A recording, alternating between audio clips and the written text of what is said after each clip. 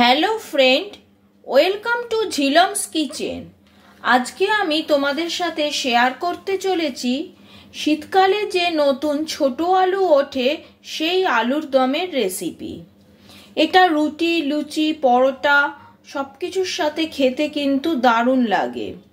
তোমাদের যদি আমার এই রেসিপিটা ভালো লেগে থাকে তাহলে তোমরা লাইক, শেয়ার, কমেন্ট করো।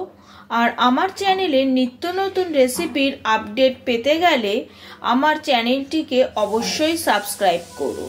তাহলে চলো শুরু করা যাক রেসিপিটা।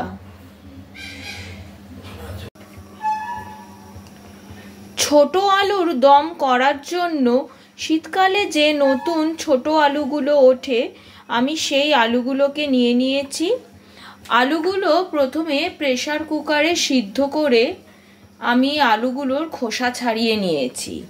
প্রেসার কুকারে সিদ্ধ করবার সময় আমি প্রয়োজন মতো নুন দিয়ে নিয়েছিলাম যাতে আলুর ভেতর নুনটা বেশ ভালোভাবে ঢোকে। এবার গ্যাসে একটা কড়াই বসিয়ে নিয়েছি। কড়াইতে দিয়ে দিয়েছি 2 টেবিল চামচ সর্ষের তেল। তেলটা ভালোভাবে গরম হয়ে গেছে। এবার এর মধ্যে আমি এক এক করে ফোড়নগুলো দিয়ে দেব। প্রথমে আমি তেলের মধ্যে দিয়ে দিচ্ছি গোটা জিরে, আর দিয়ে দিচ্ছি তেজপাতা। 4টে গোটা এলাচকে আমি ফাটিয়ে দিয়ে দিলাম। দিয়ে দিলাম দারচিনি, 4টে লবঙ্গ, আর দিয়ে দিচ্ছি অল্প একটু জয়িত্রী।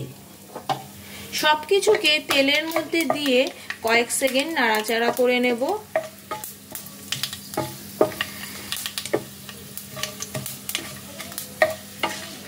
ফোড়ন থেকে একটা সুন্দর গন্ধ বের হতে আরম্ভ করেছে। এবার আমি তেলের মধ্যে দিয়ে দিচ্ছি কেটে রাখা পেঁয়াজ।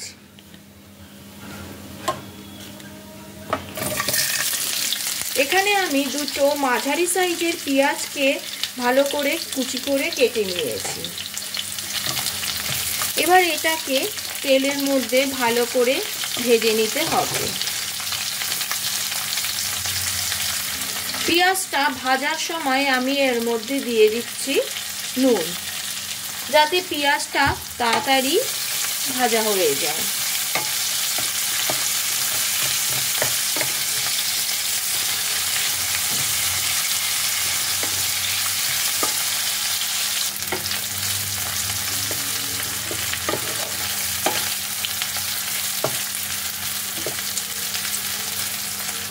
পেঁয়াজটা ভালোভাবে ভাজা হয়ে গেছে।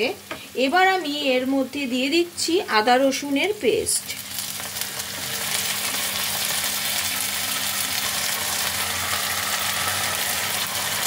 আদা রসুনের পেস্টটাকে পেঁয়াজের সাথে ভালো করে কষিয়ে নিতে হবে যাতে আদা রসুনের কাঁচা গন্ধটা সম্পূর্ণভাবে চলে যায়।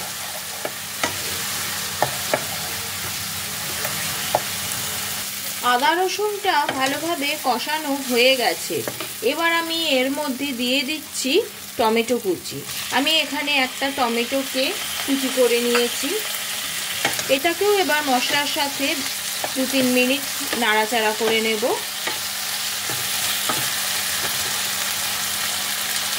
টমেটোটা বেশ ভালোভাবে মজে গেছে। এবার আমি সমস্ত গুঁড়ো মশলা এক এক করে এখানে অ্যাড করছি। তার জন্য প্রথমেই দিয়ে দিচ্ছি 1 চামচ হলুদ গুঁড়ো, দিয়ে দিচ্ছি 1 চামচ কাশ্মীরি লঙ্কার গুঁড়ো,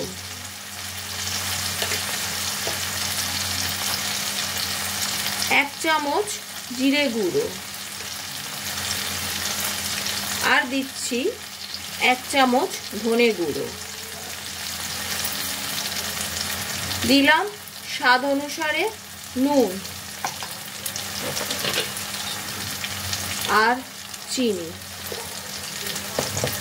এই সমস্ত মশলা আবারও এটার সাথে ভালো করে মিশিয়ে নেব। এবার এর মধ্যে অ্যাড করে দিচ্ছি সামান্য একটু জল, যাতে মশলাটা পুড়ে না যায় আর ভালোভাবে কষতে পারে।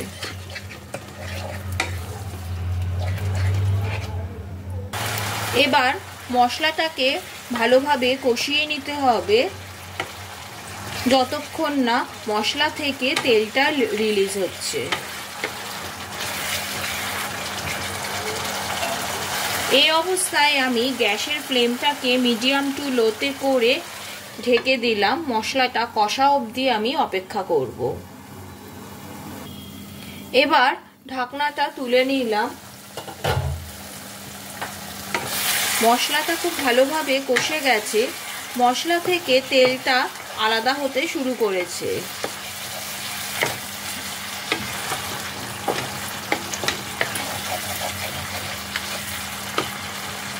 এবার আমি এর মধ্যে দিয়ে দিচ্ছি সিদ্ধ করে রাখা আলুগুলো।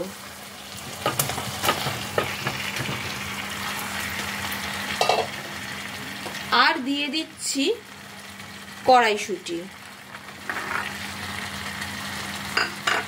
এর সাথে দিয়ে দিচ্ছি 5টা চেরা কাঁচা লঙ্কা।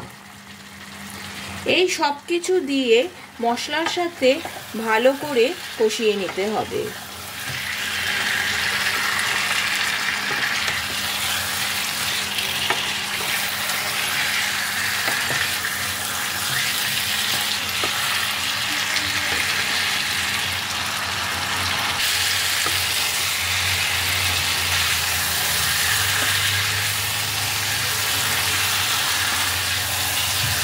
সবকিছু মশলার সাথে ভালোভাবে মেশানো হয়ে গেল। এবার আমি এর মধ্যে দিয়ে দিচ্ছি জল।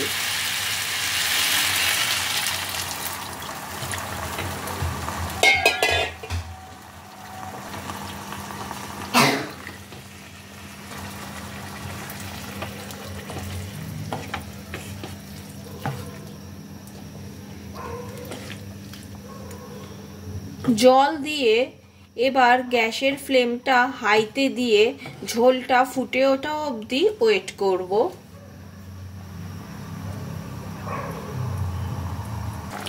ঝোলটা ফুটতে শুরু করে দিয়েছে।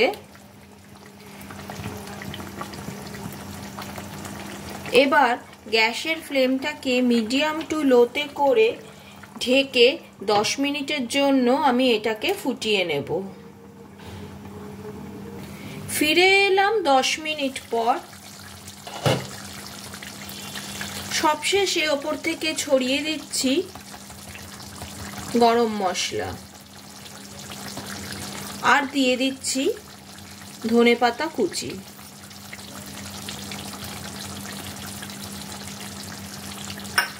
এই সব কিছু দিয়ে আরেকবার একটু ভালো করে মিশিয়ে নেব।